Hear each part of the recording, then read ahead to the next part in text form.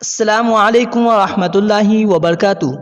میں صادق انور، استقبال ہے آپ کا میرے یوٹیوب چینل داستان دنیا میں۔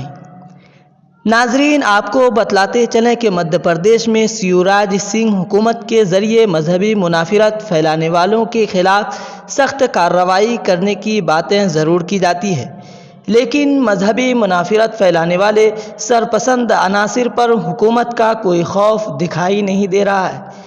سرپسند اتنا بے خوف ہو گئے ہیں کہ انہوں نے مدھیہ پردیش کے راجدھانی بھوپال سے متصل نرمدا پورم میں ایک مرتبہ پھر فرقہ وارانہ یکجہتی کو نقصان پہنچانے کی کوشش کی گئی ہے۔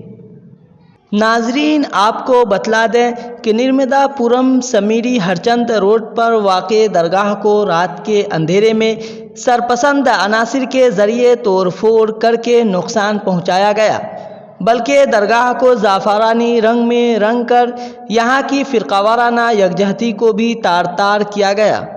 نامعلوم لوگوں کے ذریعے درگاہ میں کی گئی توڑ پھوڑ اور اس پر زعفرانی رنگ تھوپنے سے مقامی لوگوں کے ساتھ دوسرے لوگوں میں جہاں ناراضگی پائی جاتی ہے، وہیں پولیس نے موقع پر پہنچ کر نامعلوم افراد کے خلاف معاملہ درج کر کے تفتیش شروع کر دی ہے۔